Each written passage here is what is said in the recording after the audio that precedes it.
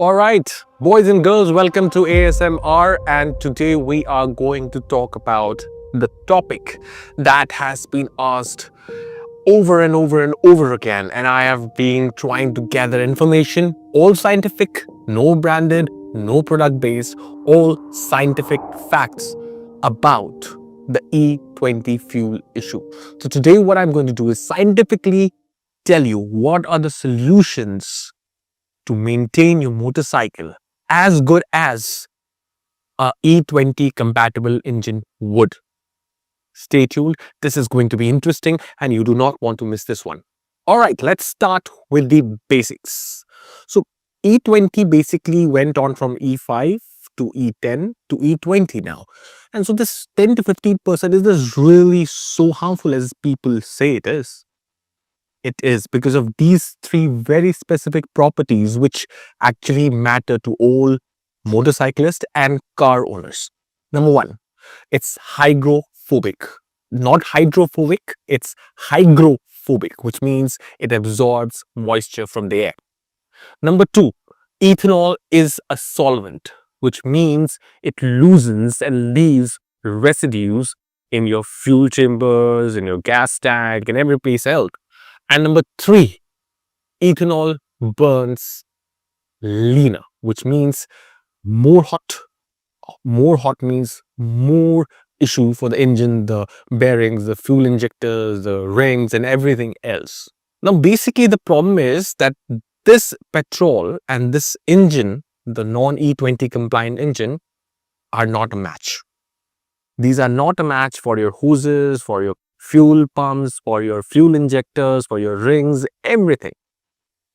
And when you combine it with the kind of riding we do, and especially cars and bikes which are for enthusiasts, weekend riders, fortnight riders, even once in a month riders, this is where ethanol turns dangerous. So what it does is vapor now resides inside your engine system.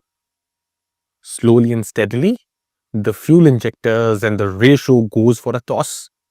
And number three, corrosion starts forming inside your entire system. See, you cannot do without E20 petrol in India now. That's not a possibility. So let's just throw it out of the window. Even if you opt for the 100% fuel, 100% petrol, there are its own negatives and own positives. We'll get to that in a bit. But the issue is this does not happen in one day or a month. It is a slow and steady process. And hence you would not understand that these changes are happening in your engine. So what are the things that you can do? There are just three major things that you can do. Number one, control the moisture, condition the ethanol in your tank. Number two, periodically clean your fuel injectors. And number three, whatever petrol is sitting in your engine and your tank, how do you manage it well so that it does not form into whatever we have spoken about? All right, now to simplify this, what I've done is I've broken this entire process into a maintenance period.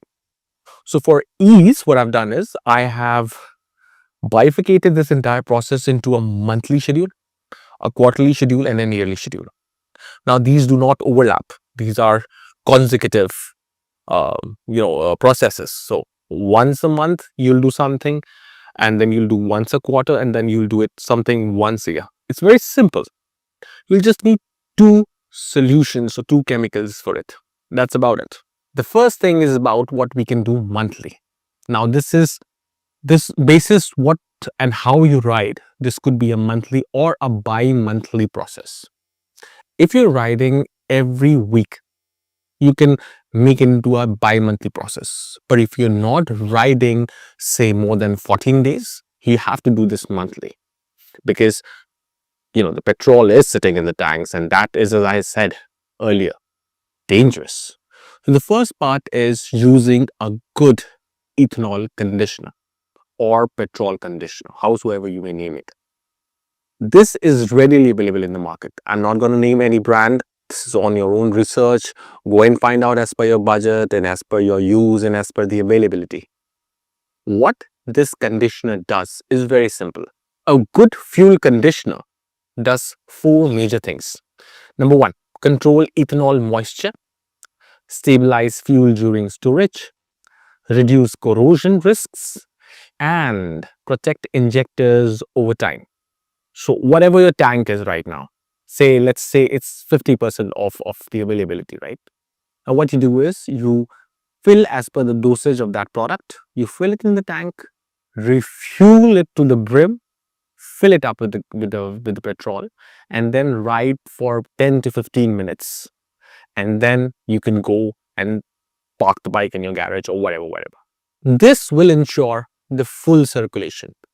As I said, conditioner is one of the most important measures of prevention.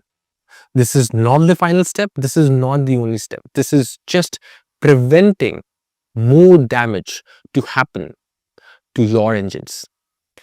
Even with prevention, deposits will still form. That's where injector system cleaners come in.